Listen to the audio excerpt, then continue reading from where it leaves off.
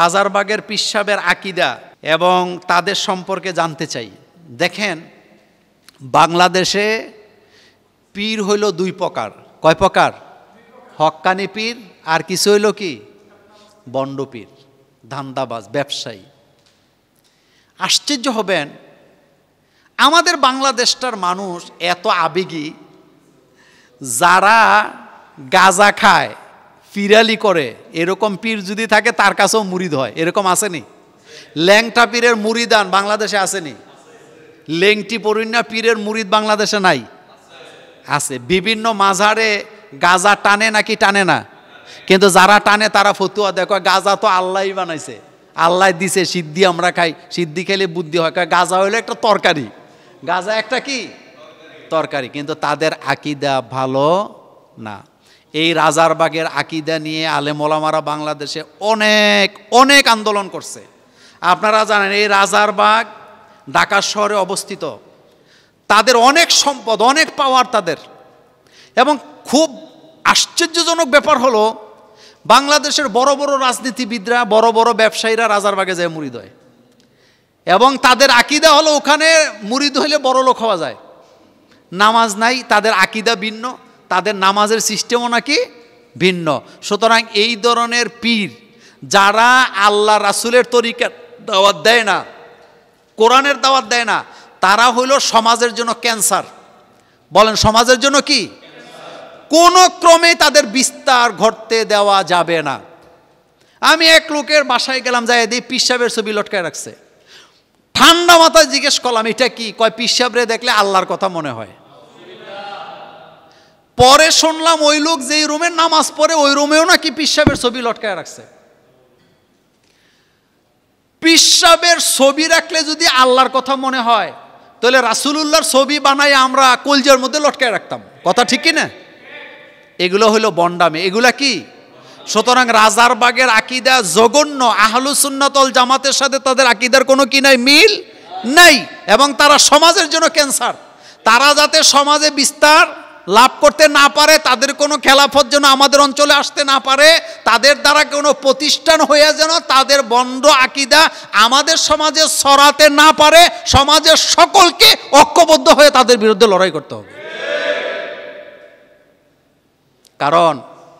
কারণ যে পীর গোমরা, তার কাছে যারা যাবে তারাও কি হবে? গোমরা হবে। এই জন্য যারা কোরআনের দাওয়াত দেয়, রাসূল ইসলামের সুন্নাহর দাওয়াত দেয়, তাদের কাছে আমরা যাব, তাদেরকে উস্তাদ মানব, তাদেরকে পীর মানব। কিন্তু যাদের আকীদা খারাপ, যারা মানুষকে হেদায়েতের পথ থেকে দূরে সরায়, তাদের সাথে আমাদের কোনো সম্পর্ক থাকতে পারে না। আল্লাহ পাক আমাদের সকলকে কবুল করুক। ইরান ইসরায়েল যুদ্ধে ইহুদিরা সমানে কালো জাদু করছে। কালো জাদু করে কি বিজয় পাওয়া যাবে? প্রথম কথা হলো, কালো জাদু আবিষ্কার করছেই কারা? ইহুদিরা। পৃথিবীতে ইহুদিরাই জাদু করে।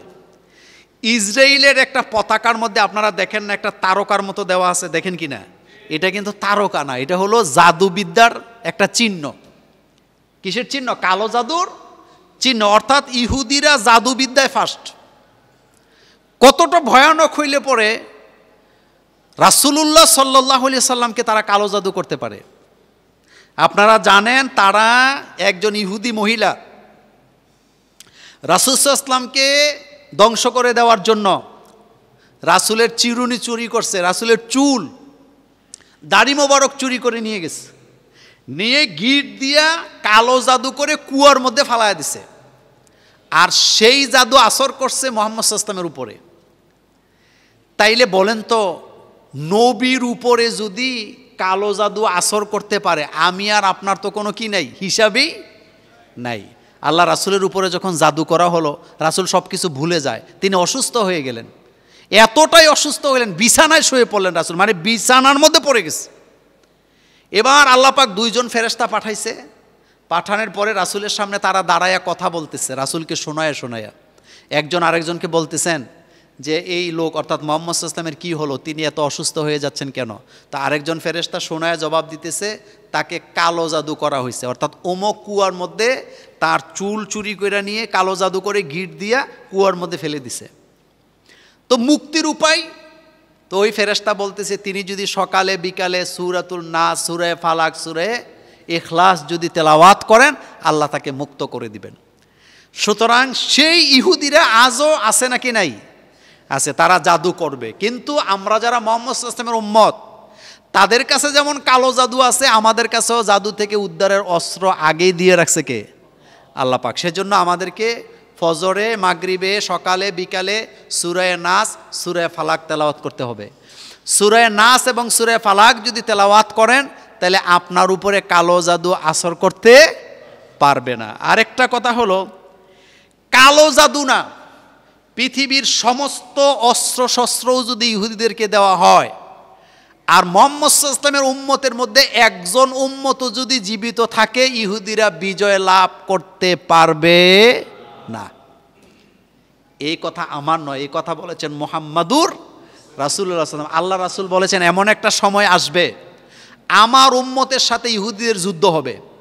সেই যুদ্ধে ইহুদিরা মাইর খাইয়া গাছের পেছনে লুকাবে, পাহাড়ের চিপায় যায় লুকাবে, আর গাছ চিৎকার দিয়ে বলে দিবে, ও মুহাম্মদ সাল্লাল্লাহু আলাইহি ওয়াসাল্লামের উম্মত, আমার পেছনে ইহুদি লুকাইছে, তুমি তারা এখান থেকে ধরে নিয়ে যাও। পাহাড়ের আপনার কি বলে, গুহার মধ্যে ইহুদি লুকাবে, পাহাড় চিৎকার করে বলে দিবে, ও মুহাম্মদ সাল্লাল্লাহু আলাইহি ওয়াসাল্লামের উম্মতেরা, আমার গুহার মধ্যে ইহুদি লুকাইছে, তাকে এখান থেকে ধরে নিয়ে যাও। রাসূল সাল্লাল্লাহু আলাইহি ওয়াসাল্লামের বাণী, এগুলা সহিহ হাদিস দ্বারা প্রমাণিত। তাহলে বোঝা গেল একজন উম্মত বেঁচে থাকতে ইহুদিরা বিজয় লাভ করতে পারবে না। আর এই বিজয় আমাদেরকে দিবেন কে? ইহুদিরা সারা জীবন আমাদের জন্য ক্যান্সার। কোরআনে আল্লাহ পাক বলছে, ইহুদিরা কখনো তোমাদের বন্ধু হবে না। তারা অসংখ্য নবীদেরকে হত্যাও করেছেন, অসংখ্য নবীর হত্যাকারী, অভিশপ্ত জাতি হলো ইহুদিরা। সুতরাং তারা কালো জাদু করতে পারে, কিন্তু কালো জাদু থেকে বাঁচার জন্য আমাদেরকে নিয়মিত আমল করতে হবে। আরেকটা হলো, তারা কখনো বিজয় লাভ করতে পারবে না। আমাদের যে দেহ আছে, আমাদের দেহটা আমাদের জন্য নেয়ামত, আর এই নেয়ামতটা দিছেন কে? আল্লাহ পাক। মানুষকে আল্লাহ পাক সুন্দর আকৃতিতে তৈরি করেছেন। মানুষ যে সুন্দর আকৃতিতে তৈরি হয়েছে, এতে কোনো সন্দেহ নাই। দেখেন মানুষের ডিজাইন, আপনি নিজের দিকে তাকালে আপনি বুঝতে পারবেন। আল্লাহ পাক বলছেন, হাল আতা আলাল ইনসানি হিনুম মিনাদ দাহরি লাম ইয়াকুন শাইআম মাযকুরা। মানুষের জীবনে এমন একটা সময় তো ছিল যখন এই মানুষগুলোর কোনো অস্তিত্ব ছিল না। আমরা যারা মসজিদে এই মুহূর্তে বসে আছি, বা পৃথিবীতে আমরা যারা অবস্থান করছি, আজ থেকে 100 বছর আগে আমাদের কেউ কি পৃথিবীতে ছিলাম?